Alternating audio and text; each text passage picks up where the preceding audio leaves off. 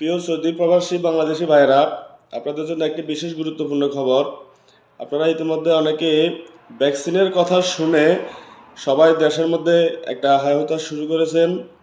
ভ্যাকসিনের জন্য সবাই হাসপাতালে ভিড় জমাইতেছেন।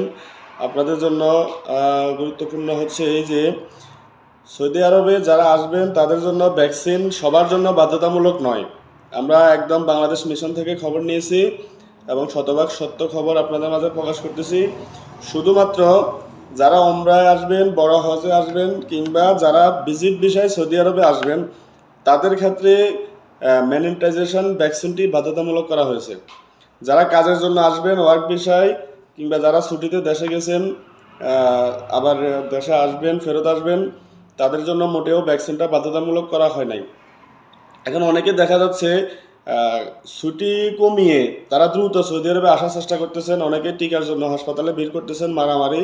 গতকালকে দেখলাম নিউজে ইবনে সিনা হসপিটালের সামনে মারামারি। তো তাদের উদ্দেশ্যে সবার জন্য টিকা বাধ্যতামূলক নয়। শুধুমাত্র যারা ওমরা এবং ভিজিটে আসবেন তাদের জন্য টিকা বাধ্যতামূলক করা হয়েছে মেনিনজাইটিস ভ্যাকসিন।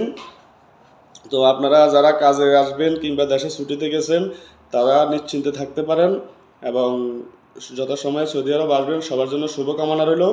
আর ভিডিওটা শেয়ার করে অবশ্যই সবাইকে জানার সুযোগ করে দিবেন। আসসালামু আলাইকুম।